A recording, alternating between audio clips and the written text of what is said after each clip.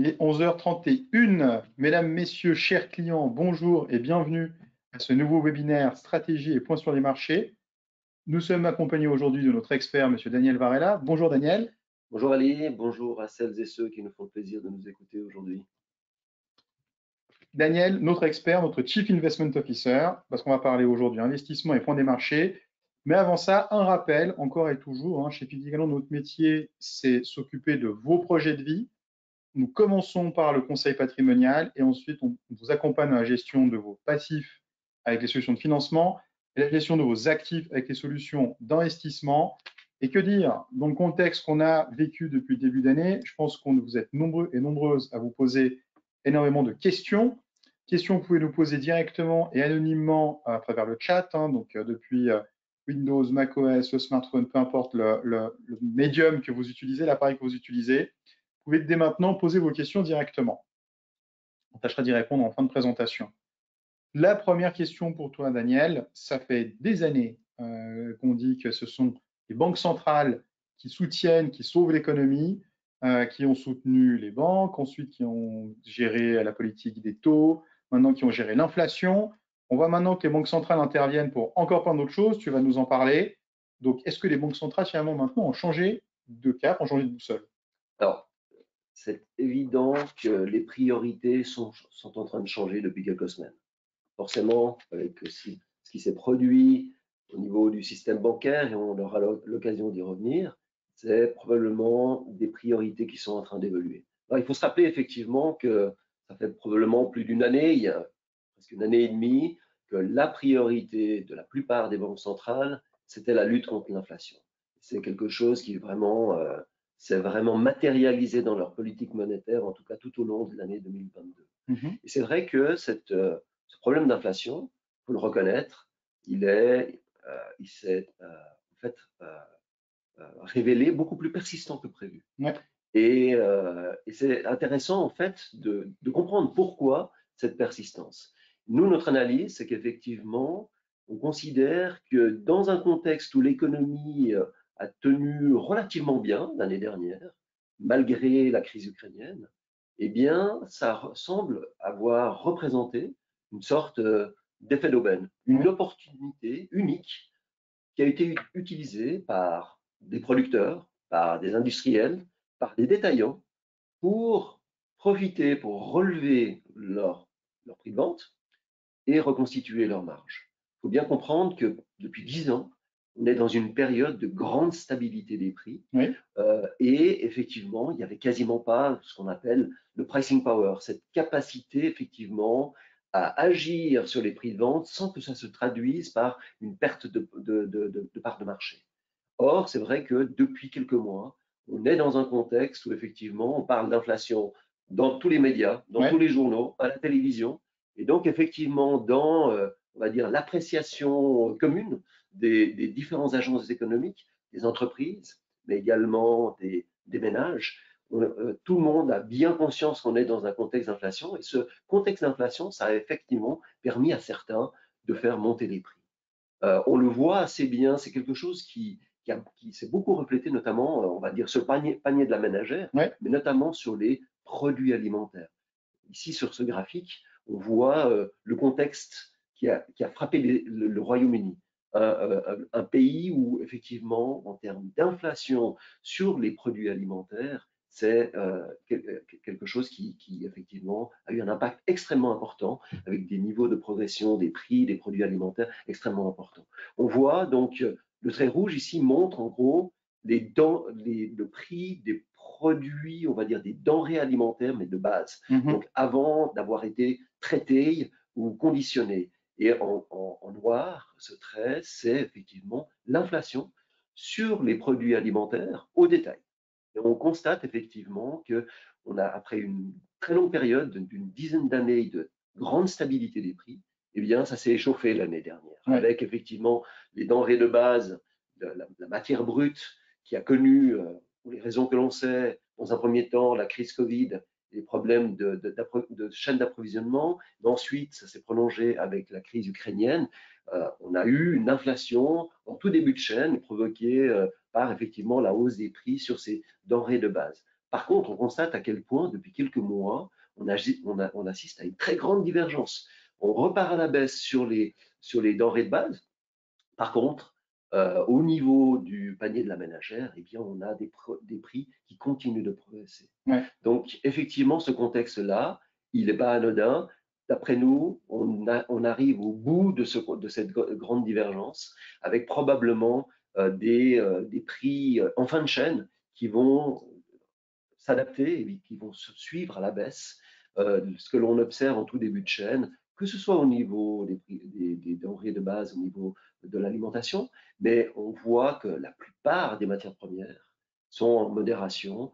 On le voit notamment au niveau des prix de l'énergie. Mhm. Et à un moment où, au niveau des chaînes d'approvisionnement, après avoir eu de gros problèmes à la sortie de la crise du Covid, on a un fonctionnement normal à nouveau des chaînes d'approvisionnement. Donc tout ceci permet effectivement d'envisager que, en gros, le problème de l'inflation, c'est plutôt un problème du passé. On a atteint, voire dépassé le pic. On a probablement dépassé le pic. C'est quelque chose qu'on a eu l'occasion de dire déjà dans le cadre de ce webinaire par le passé. Il nous semblait, et ça semble se confirmer, que Ouais. le pic de l'inflation aux États-Unis avait été atteint l'été dernier et qu'effectivement, il y avait un petit décalage par rapport à l'Europe. Et ce pic de l'inflation en Europe semble effectivement avoir été atteint là aussi en fin d'année dernière.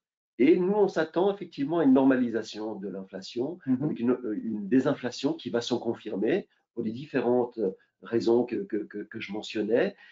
Ce qui est intéressant également sur ce graphique, où on voit l'inflation américaine en blanc, on voit l'inflation européenne en bleu, c'est de constater que l'inflation en Chine est restée très très basse. Pourquoi c'est important que l'inflation reste basse en Chine? On sait à quel point, dans le cadre de la globalisation sur les 20-30 dernières années, la Chine a beaucoup participé à la désinflation mondiale. Ouais. Parce que l'inflation était très faible en Chine et ils exportaient des produits de bon marché. On s'est inquiété à un moment donné que l'inflation puisse revenir en Chine par le biais de la hausse des salaires également, et que probablement et que potentiellement ça pouvait occasionner un rebond de l'inflation ailleurs. C'est intéressant de voir le trait rouge. En fait, on constate qu'il n'y a pas d'inflation en Chine, et donc probablement que la Chine continue, voire même continuera d'exporter de la désinflation à l'échelle internationale, même si on le sait, le phénomène de globalisation a un petit peu atteint ses limites. Il y a peut-être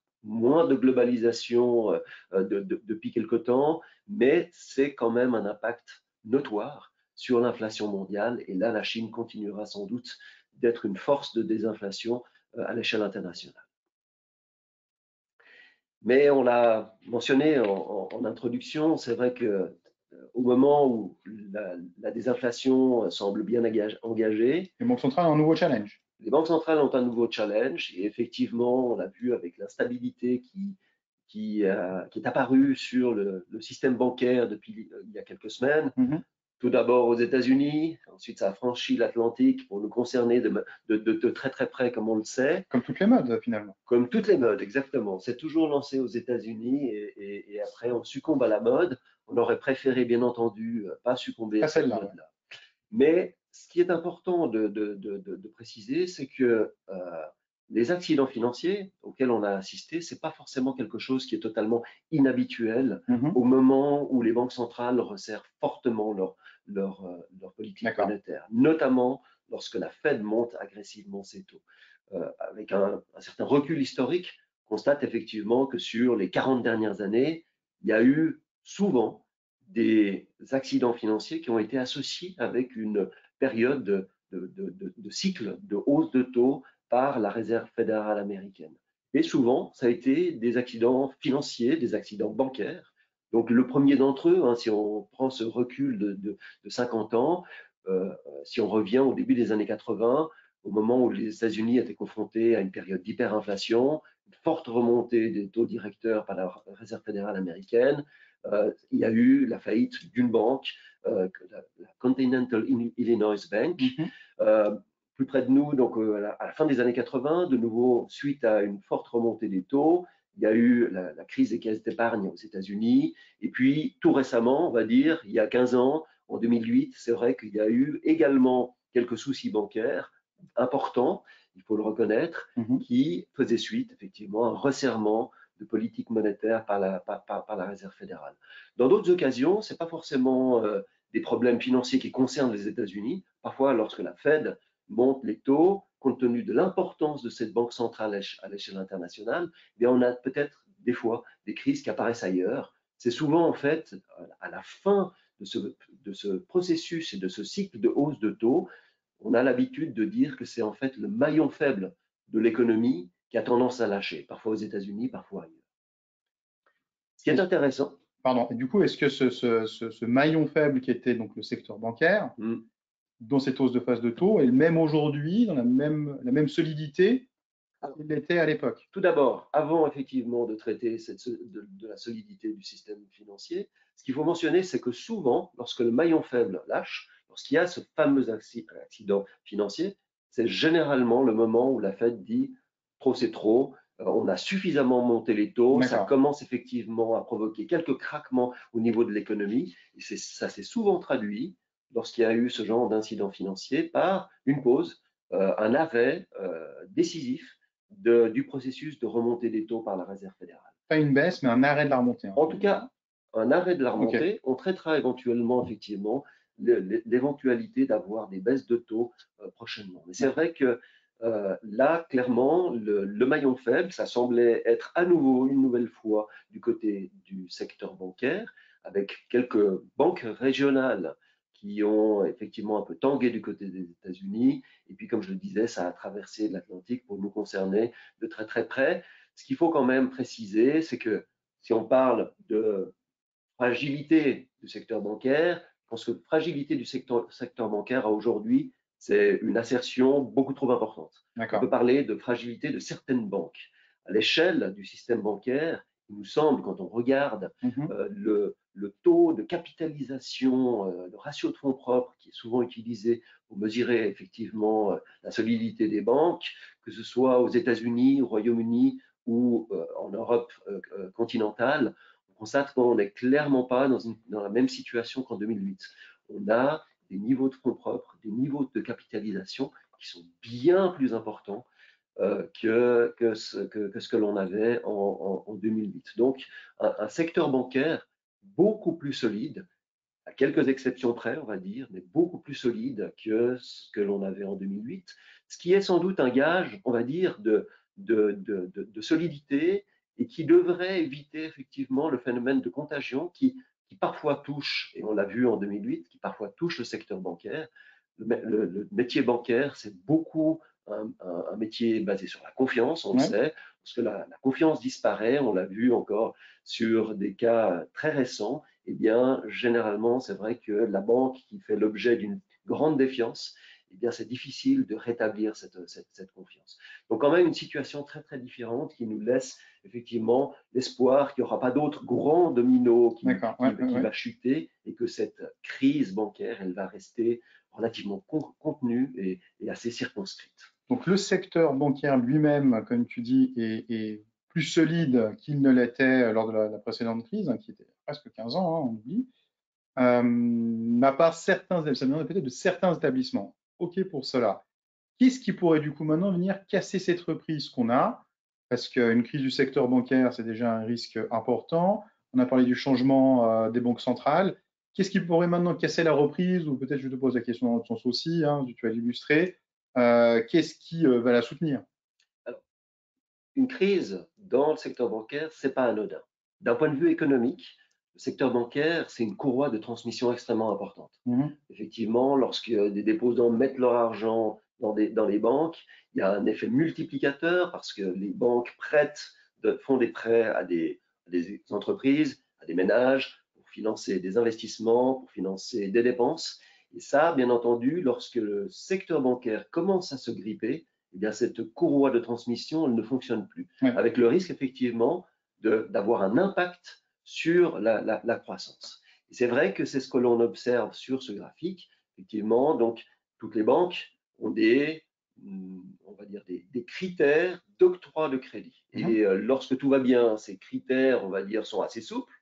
Et lorsque les banques commencent à sentir effectivement qu'il y a une certaine tension, que c'est plus difficile de se refinancer, que l'économie potentiellement va un peu plus mal, effectivement, les banques traditionnellement, ont tendance à resserrer ces critères d'octroi de crédit et donc être plus regardantes par rapport Ouais. aux crédits qui sont octroyés. Et on le voit effectivement sur ces critères d'octroi de crédit, on a un certain durcissement depuis quelques mois qui concerne en particulier les États-Unis, plus les États-Unis que l'Europe.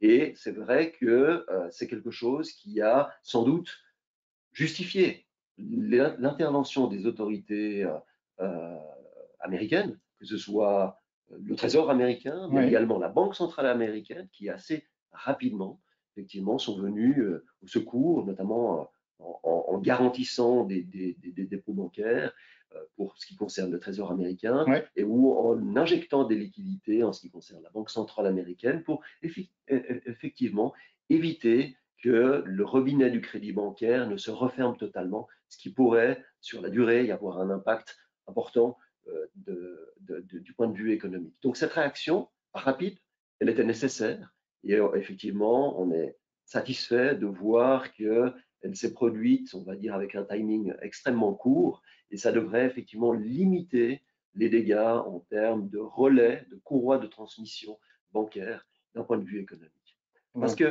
que, ouais, Non, non, je t'en prie, je t'en prie. c'est vrai que cette crise, elle n'intervient pas forcément au meilleur des moments en termes de timing. Ouais. C'est vrai que on a vu, on a l'économie qui a ralenti dans quasiment tous les pays développés Mhm. l'année dernière. On a probablement atteint un creux conjoncturel vers la fin de l'année dernière, en ce début d'année. Ouais. On voyait quand même pas mal d'indicateurs qui semblaient indiquer qu'on était en train de rebondir depuis ce creux conjoncturel, notamment donc les fameux indicateurs PMI, hein, donc c'est des sondages qui sont faits auprès de dirigeants d'entreprise Mhm. ou de directeurs d'achat dans le domaine industriel, c'est le graphique du haut, ou dans le domaine des services.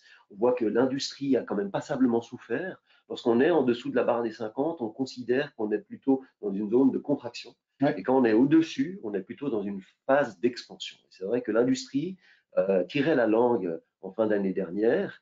Par contre, les services sont extrêmement bien tenus. L'explication de cette bonne tenue des services, elle se trouve notamment, donc, on va dire, dans le bilan financier des ménages. Les ménages, presque partout, euh, euh, sont confrontés à un marché de l'emploi très soutenu, très Ouais. fort, des taux de chômage très très bas, et également qui se traduisent par des augmentations de salaire un peu partout. Donc une situation financière des ménages qui est assez bonne, qui a été forcément atteinte, érodée pendant l'année dernière par l'inflation, mais quand même une situation qui est en train de se dégager d'un point de vue d'inflation, qui devrait dégager du pouvoir d'achat. Et ça a permis effectivement d'observer que les dépenses en termes de services étaient en train de rebondir assez nettement. Forcément, effectivement, on a besoin que le robinet du crédit bancaire ne se referme pas au Mhm. moment, Mhm. effectivement, où se dessine cette reprise. On estime que si cette crainte systémique retombe assez rapidement, si effectivement la contagion ne s'étend pas, c'est notre scénario principal, eh bien, c'est, on va dire, une petite parenthèse qui potentiellement peut, sur le court terme, pénaliser un petit peu par le biais effectivement de ce relais bancaire, mais qui ne devrait pas casser ni l'économie, ni les marchés financiers, on y reviendra tout à l'heure, avec quand même une reprise qui se dessine toujours pour le deuxième semestre de cette année, dans les différents pays qui sont effectivement mentionnés sur ce graphique, mais également en Suisse. En Suisse, on a observé également les mêmes évolutions, une industrie qui a un peu souffert, qui est plutôt dans une situation un peu de légère contraction, Ok. mais des services qui ont bien résisté. Si on table effectivement sur cette réaccélération économique au deuxième semestre, ce dont on doit, voilà, ce à quoi on s'attend également, c'est une réaccélération du côté de la Chine. C'est probablement là que la reprise économique va être la plus forte. Mhm. Et si on a raison, c'est quelque chose qui devrait, on va dire, Porter le reste de porter l'économie. le reste de l'économie Ouais. mondiale. Notamment en Europe, on sait qu'on est assez dépendant pour pas mal de sociétés vis-à-vis de la Chine, notamment en termes d'exportation. Vous pensez notamment aux sociétés de luxe, la pharmacie, etc. Ouais. Donc Ouais. c'est vrai, la machine-outil. Donc c'est vrai que les retombées sont importantes si l'économie chinoise réaccélère. Et nous, nos attentes, c'est une réaccélération assez forte, provoquée effectivement par l'abandon de la politique zéro Covid, qui fait qu'effectivement, on a ce rebond assez naturel, avec notamment, et on l'avait mentionné lors des derniers webinaires, des ménages qui ont une épargne forcée relativement importante, Oui. qui va être dépensée sur les prochains mois. Et tout ceci, ce rebond porté par la consommation des ménages, va se matérialiser à un moment où il y a d'autres secteurs de l'économie chinoise qui vont connaître une certaine embellie. On a beaucoup parlé des problèmes du secteur immobilier depuis quelques années en Chine. On vous commence à distinguer un certain nombre d'indicateurs assez réjouissants qui nous font penser que le secteur immobilier chinois et la construction, qui est un secteur d'activité très important en Chine, l'immobilier et la construction ont probablement touché le fond. On le voit notamment donc, sur le trait vert, c'est un indice de diffusion des prix immobiliers. Et les indices de diffusion, donc comment il faut mesurer ça? Quand on est au-dessus de 50, c'est qu'on observe le nombre d'observations avec des hausses de prix à l'échelle du pays est beaucoup plus importante que le nombre d'observations où les prix baissent. Donc, on constate effectivement que là, il y a quelque chose qui est en train de changer avec de plus en plus d'endroits à l'échelle de la Chine, de plus en plus de villes où les prix montent par rapport à des villes qui connaissent encore une érosion des prix dans l'immobilier. Donc plutôt des signes assez positifs du côté de l'économie chinoise et qui devraient porter également participer à la reprise mondiale.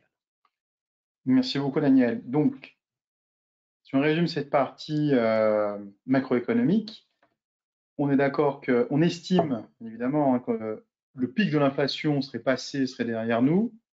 Le secteur bancaire, financier est quand même dans un meilleur état qu'il ne l'était lors de la dernière grande crise de 2008.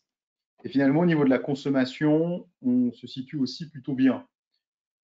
Alors, qu'en est-il maintenant des marchés? Au niveau des marchés, si on vient maintenant sur la partie vraiment portefeuille investissement, on a finalement des performances qui sont encore positives depuis le début de l'année. On a l'indice du Nasdaq qui a une performance encore à 2 chiffres, des bonnes performances ici et là, en tous les cas des performances positives. On a quand même eu plus de volatilité. On n'est pas au pic, on n'est que fin mars, mais on est plus bas que le pic qu'on a eu depuis le début de l'année. Donc, cette volatilité maintenant, dans un contexte qui est quand même un peu plus serein qu'il ne l'était, qu'on ne peut l'imaginer, comment est-ce que le métier va se comporter? C'est fait pour durer, on va revivre une année qu'on a pu vivre ces dernières années, on a plutôt une année comme on a eu il y a 2 ou 3 ans. C'est vrai que cette volatilité, elle est réapparue. Donc l'année dernière a été très douloureuse pour la plupart des investisseurs.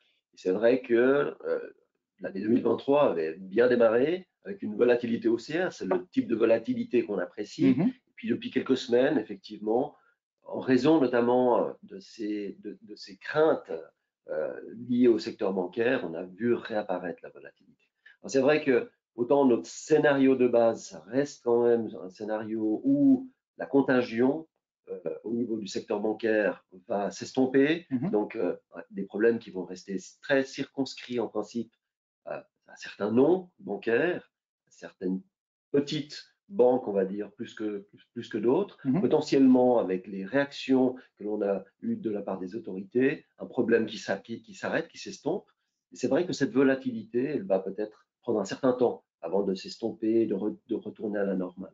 C'est vrai que tous les yeux aujourd'hui sont rivés sur ces données ou ces mesures de risque bancaire. Et donc, on parle notamment des CDS.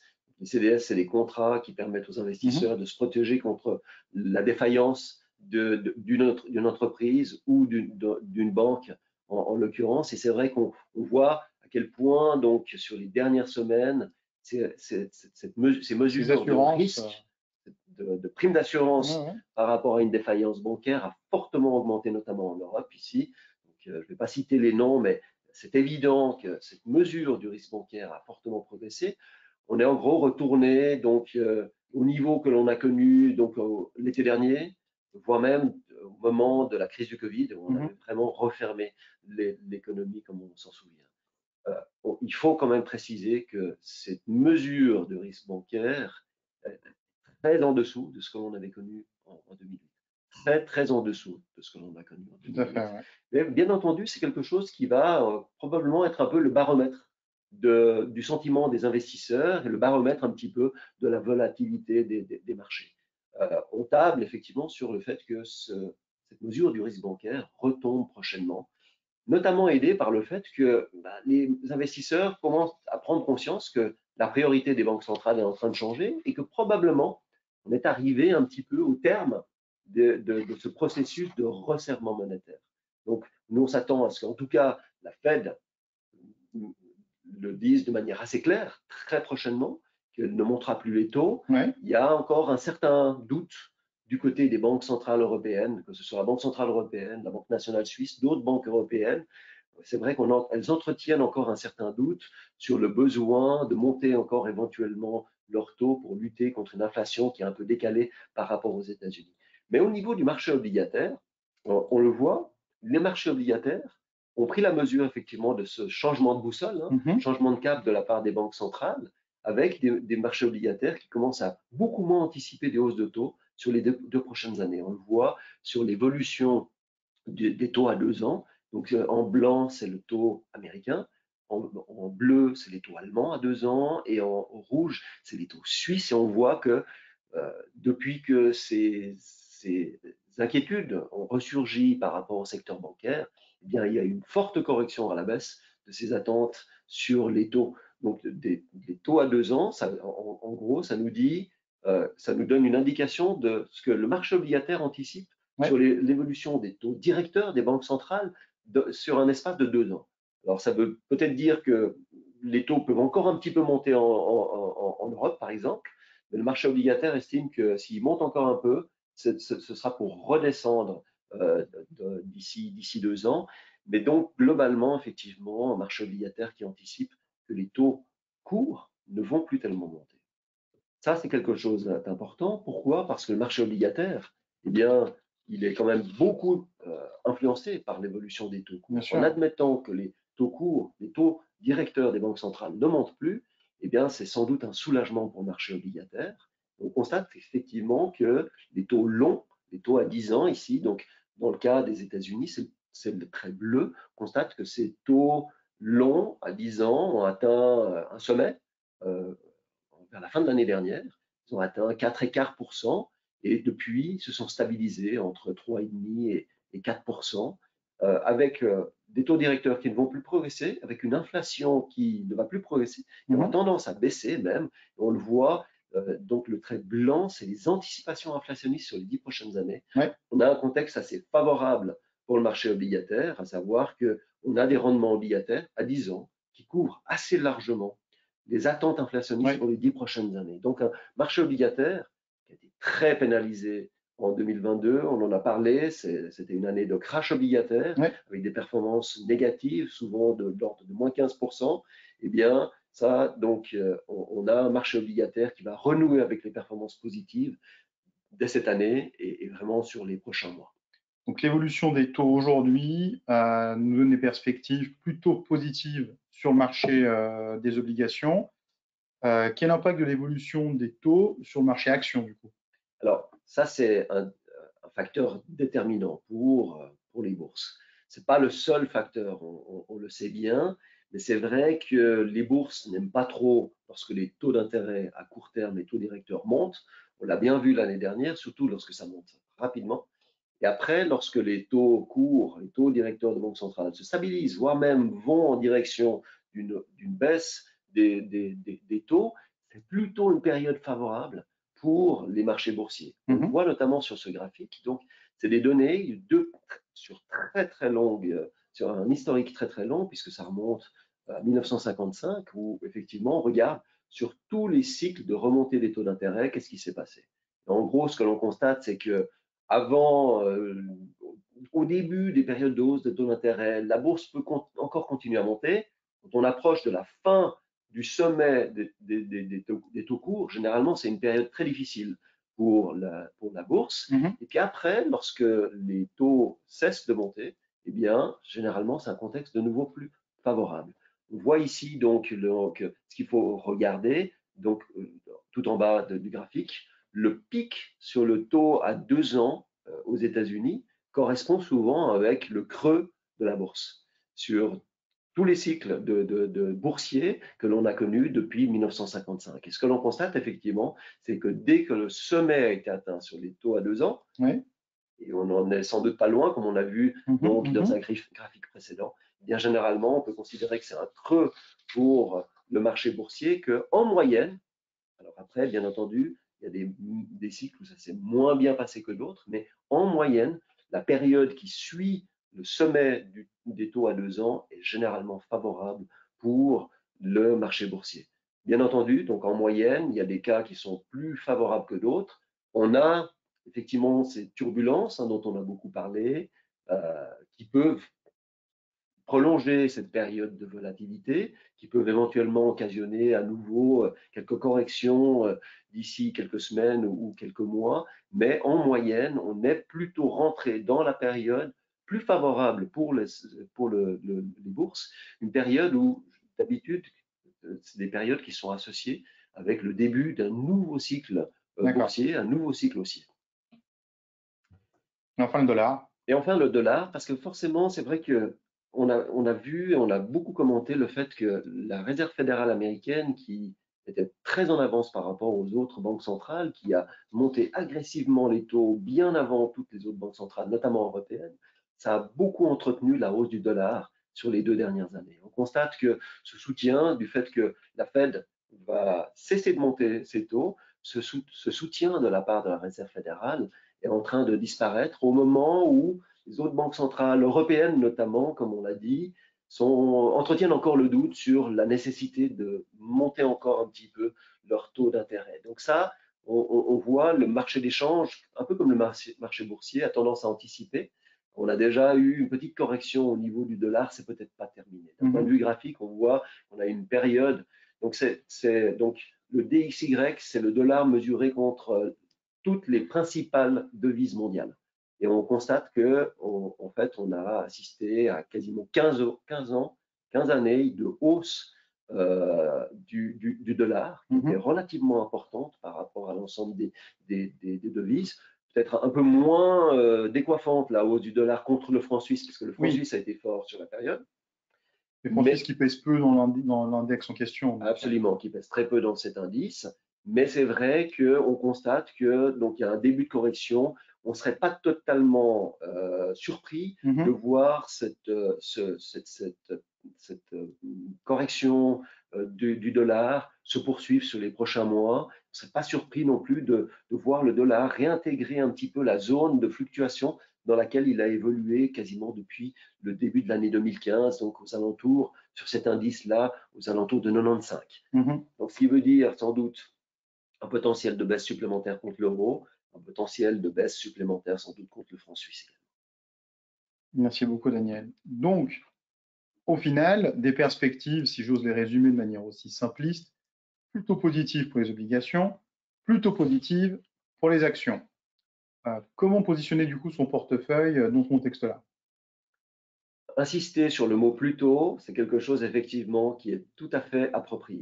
Parce que c'est vrai que lorsqu'on a fait notre stratégie quelques jours après une faillite retentissante d'une grande banque systémique suisse, c'est vrai qu'on a beaucoup hésité. Fallait-il couper le risque? On se rappelle qu'en début d'année, on avait une vue assez constructive. On avait essayé effectivement de saisir certaines opportunités. Qui a été juste, l'année a très bien commencé dans les marchés. Très bien commencé. C'est vrai que on s'est posé beaucoup de questions. Fallait-il maintenir cette attitude constructive ou fallait-il éventuellement s'inquiéter de ce qui se passait dans le secteur bancaire, éventuellement réduire la voilure? À ce stade, du fait que notre analyse, et effectivement je souligne là également le mot à ce stade, et pour l'instant, notre analyse, c'est qu'on n'est pas dans un scénario à la 2008. On a eu tendance effectivement à maintenir les positions que l'on avait prises en début d'année. Donc, ce qui veut dire une position assez orientée vers une prise de risque supplémentaire pour saisir les opportunités de la baisse de quasiment toutes les classes d'actifs que l'on a observées l'année dernière.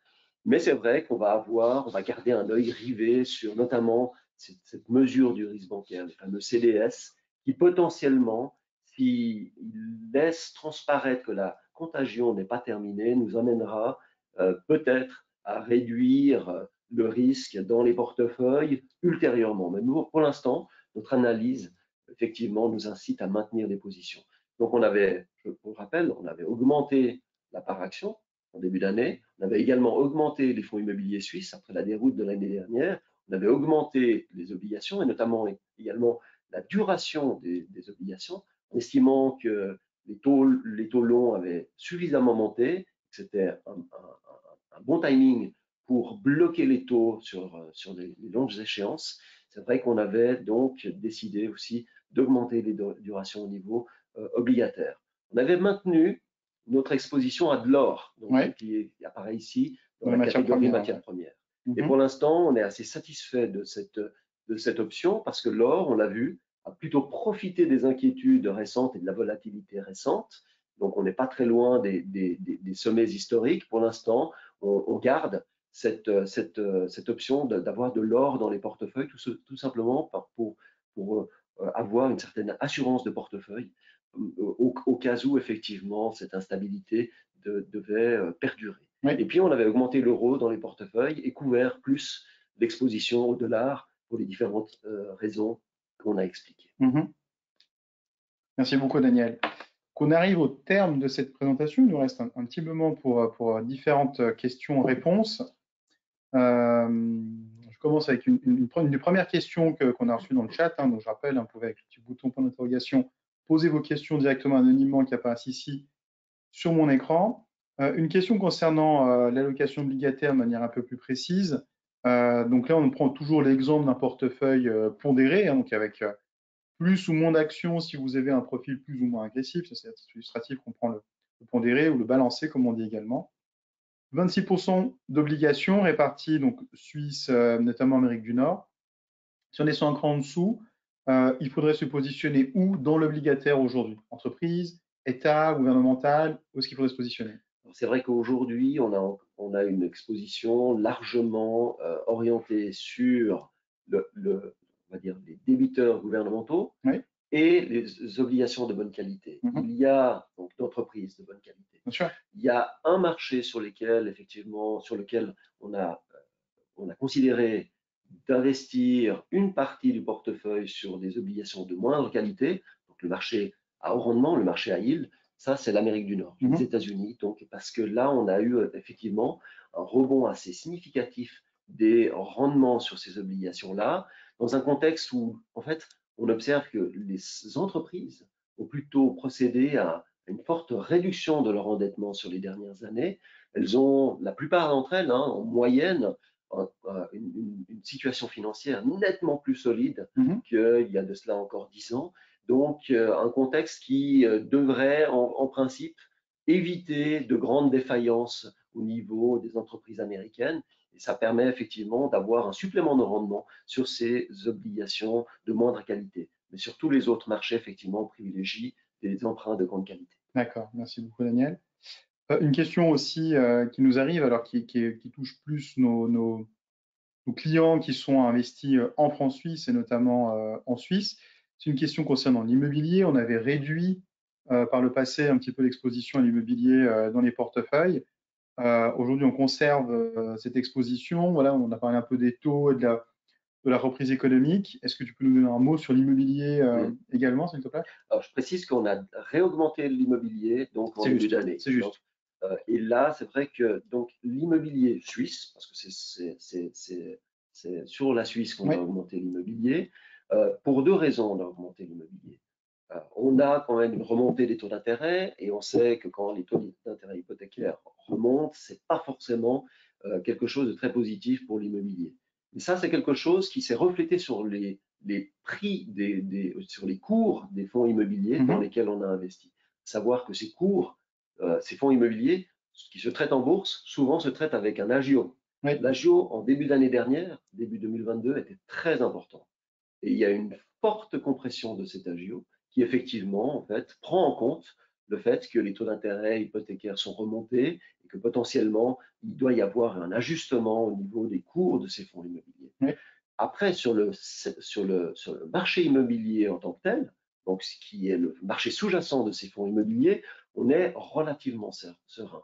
Il peut y avoir, ça et là, on va dire, un tassement des prix immobiliers provoqué par effectivement cette remontée des taux hypothécaires. Néanmoins, ce que l'on observe, c'est qu'on a un marché assez sain, c'est-à-dire qu'on a des taux qui, d'un point de vue historique, restent encore relativement bas. Et ce que l'on voit également, c'est qu'il y a très peu en termes de taux de vacances, il n'y a pas beaucoup de biens disponibles. Donc, ça reste quand même encore un marché, on va dire, de vendeurs. C'est-à-dire, c'est Ouais. encore les vendeurs qui font la loi et qui fixent les prix parce qu'il y a encore un solde positif d'acheteurs, de demandes par rapport à une offre qui n'est pas très importante. C'est encore toujours ça dans l'immobilier suisse, l'offre encore toujours ne suit pas la demande au final. Absolument. Si je résume de nous de manière simpliste, mais au final, c'est ce qui maintient aujourd'hui. Ce n'est pas la même situation dans tous les pays. Tout à fait. Effectivement, il y a Suisse, certains pays, notamment scandinaves, où on a un contexte peut-être un peu moins favorable au niveau de l'immobilier. Ce qui aide beaucoup également le marché immobilier suisse, c'est le solde migratoire. On a un solde migratoire positif qui semble certainement va perdurer sur les prochaines années. Et donc, ces personnes qui arrivent en Suisse pour travailler, notamment, éventuellement pour étudier, c'est vrai qu'il faut les loger. Et ça, c'est quelque chose qui crée ce contexte assez favorable où l'offre n'est pas surabondante et où on a toujours une demande assez forte. Merci beaucoup. On arrive au terme de ce webinaire. Peut-être encore le temps pour une dernière question. Une question concernant les actions et notamment les actions américaines au niveau des actions des valeurs technologiques. Alors, je dis américaines parce qu'effectivement, le Nasdaq, c'est des actions américaines. Quand on parle du secteur de la tech, on est essentiellement aux États-Unis. Quelles sont nos vues actuellement sur les actions technologiques du secteur de la tech? Alors nous, on a renforcé effectivement ce secteur, un secteur qui a été très mal mené l'année dernière, Bien sûr, ouais. pas pour des raisons, si le secteur l'année dernière a été très mal mené, c'est pas forcément en raison de problèmes intrinsèques et liés à ce secteur d'activité.